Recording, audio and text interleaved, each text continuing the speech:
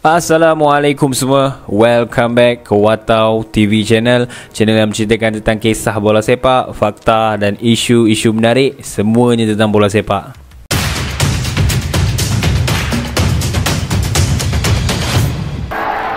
Masih lagi Hasan, cocok Hasan.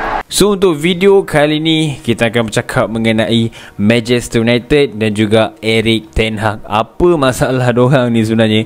Sebab aku rasa dalam minggu ni adalah antara the worst yang berlaku dekat tim Manchester United dan juga Erik ten Hag sendiri.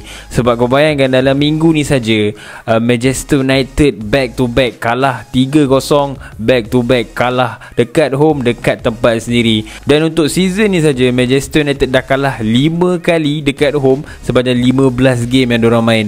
So wow, aku rasa itu adalah satu statistik yang sangat-sangat merisaukan. Dan diorang kalah pula hari tu baru-baru ni dengan diorang punya jiran sebelah, Manchester City. Lepas tu tercedok pula dengan Newcastle United dalam Carabao Cup, yang aku rasa itu je lah salah satu, Carabao Cup tu lah salah satu mungkin lah cakap sedikit harapan untuk fans Manchester United nak merasa piala kan untuk season ni. Tapi itu pun dah out awal lah. So kalau kita nak cerita pasal game Manchester Derby lah, kita cerita dulu dan antara Manchester United versus Manchester City ni. Aku rasa game ni dah macam level dia, minta maaf cakap lah, level dia dah lebih kurang macam Liverpool versus Everton punya derby dah. Sebab kau dah tahu dah siapa yang akan menang, dan tak ada excitement, tak ada intensity, dan obviously memang one side punya team yang lebih dominan. Dan obviously kau nampak Manchester City lebih dominan dekat Old Trafford.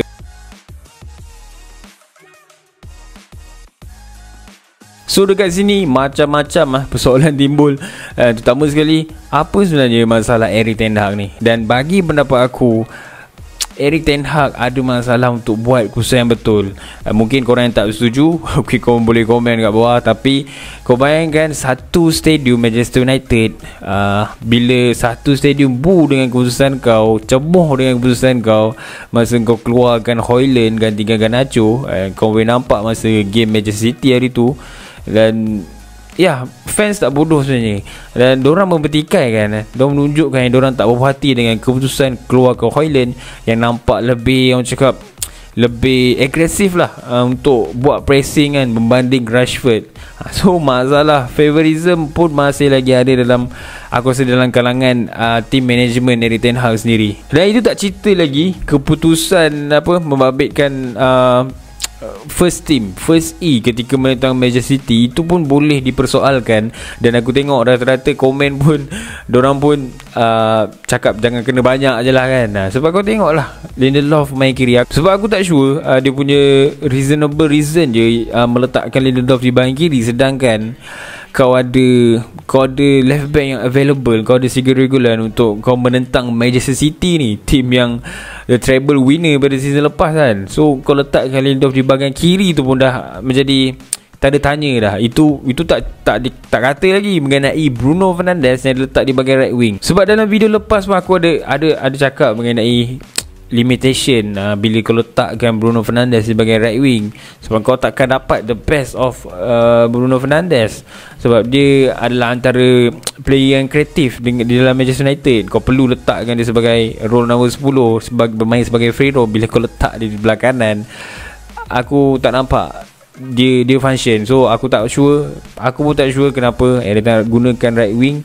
Mungkin ada reasonable reason, mungkin korang boleh komen juga dekat bawah. Dan aku nampak memang fans pun nyata tak setuju. Dan fans, macam aku cakap tadi, diorang bukan bodoh. Dan memang terang-terang kita nampak apa yang keputusan yang Erik ten Hag buat tu memang dipertikaikan oleh fans. Dan aku nampak Erik ten Hag ni dia macam tak ada plan jangka masa panjang lah. Sebab dia bukan macam tak ada, dia memang kita tak nampak. Dia mungkin ada tapi kita tak nampak. Fans tak nampak dia punya plan, long term plan dia.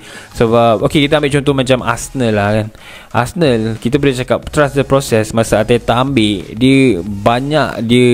maksudnya banyak player yang dia rasa dia tak nak dia keluarkan. Contoh macam Mesut Ozil, macam Aubameyang pun ada kan. Player-player yang ternama kot dekat Arsenal, yang orang cakap dah kira masa sebelum Arteta nak ambil itu pun dah kira antara player yang the best dekat Arsenal ada. Tapi apa yang Arteta nak adalah satu player muda yang boleh dengar cakap, dan dia nak player tu ikut sistem dia. Itu adalah, kalau nak cerita pasal Arsenal punya planning lah, kita nampak sebelum ni. And then dorang boleh cakap mengenai trust the process.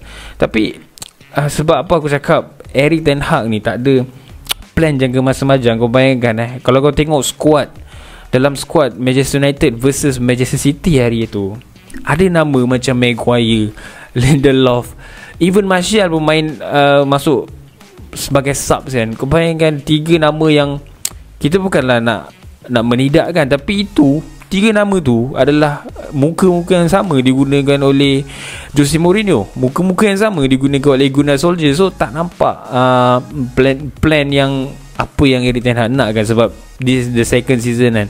Dan kita boleh cakap dia beli Lisandro Martinez sebagai centre back kan, untuk mungkin menggantikan Maguire pada mulanya. Tapi sebab ke injury prone, kita terpaksa biarlah berhadapan dengan situasi macam ni. Dan kau bayangkan even Maguire pun kalau ikutkan season ni, dia tak senarai pun dalam kepala otak Ten Hag tu. Itu masalah utama dia. Dia sampai diketepikan.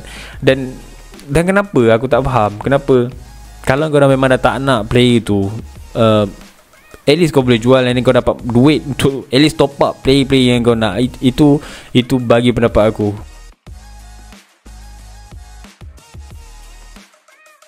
Dan apa yang aku rasa fans Manchester United jelas boleh nampak adalah mengenai style of play, pattern play, game plan. Apa game plan Manchester United? Sebab korang boleh nilai sendiri, kau boleh tengok menentang Newcastle, menentang Manchester City baru-baru ni, tak ada game plan yang jelas yang kau boleh identity lah, orang cakap ini adalah Manchester United.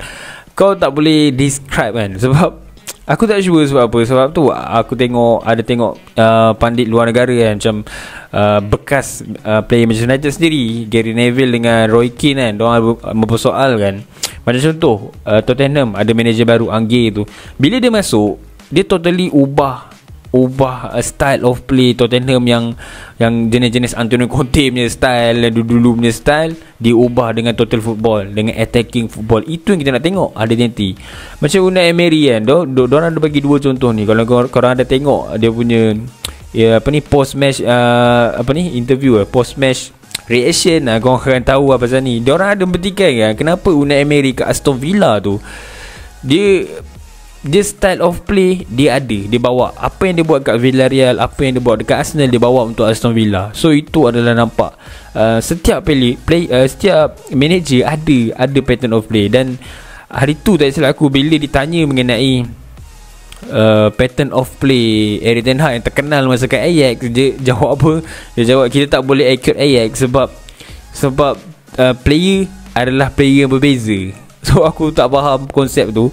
Mungkin dia nak cakap dekat Ajax dulu mostly adalah player-player muda, dan kat sini banyak kepala, orang cakap banyak star player. Mungkin itu boleh diterima, tapi untuk kau menidakkan style of play kau, macam kau nak ubah totally different style of play kau, dan sekarang ni untuk second season pun dah tak nampak apa-apa hasil. Aku rasa baik kau stick to satu direction dan kau go the flow je. Itu bagi pendapat aku juga.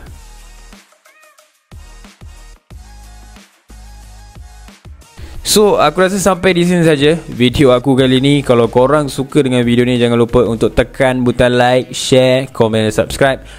#masih lagi Hasan, #Cucuk Hasan. Assalamualaikum.